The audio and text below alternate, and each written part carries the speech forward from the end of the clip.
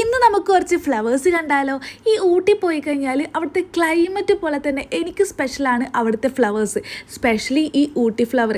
ഈ ചെറുതിൽ വീട്ടിൽ നിന്നൊക്കെ ആര് പോയി കഴിഞ്ഞാലും എല്ലാവരോടും പറയുന്നതാണ് ഈ ഒരു ഫ്ലവർ കൊണ്ടുതരാൻ വേണ്ടിയിട്ട്.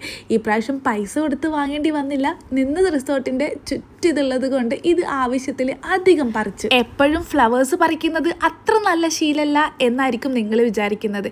ഓരോരുത്തർക്കും ഓരോ ദുശീലാണല്ലോ അല്ലേ. എൻ്റെ ഒരു ദുശീലത്തിൽ പെട്ടതാണ് ഈ ഫ്ലവേഴ്സ് പറിക്കുക എന്നുള്ളത്. പറിച്ചിട്ട് അത് പെട്ടെന്ന് കളയാറൊന്നുമില്ല കേട്ടോ, ആവശ്യത്തിൽ അധിക സമയം അത് കയ്യിൽ വെക്കും. അത്ര ഇഷ്ടമാണ് ഈ ഫ്ലവേഴ്സ് കാണാമെന്ന് പറയുന്നതും അതിനിങ്ങനെ കൊണ്ട് നടക്കാമെന്ന് പറയുന്നതും.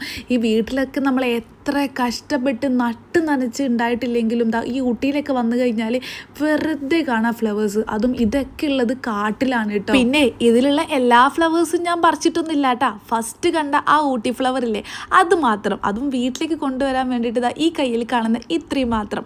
അപ്പോൾ അടുത്ത വീഡിയോ ആയിട്ട് വരാം. So bye bye.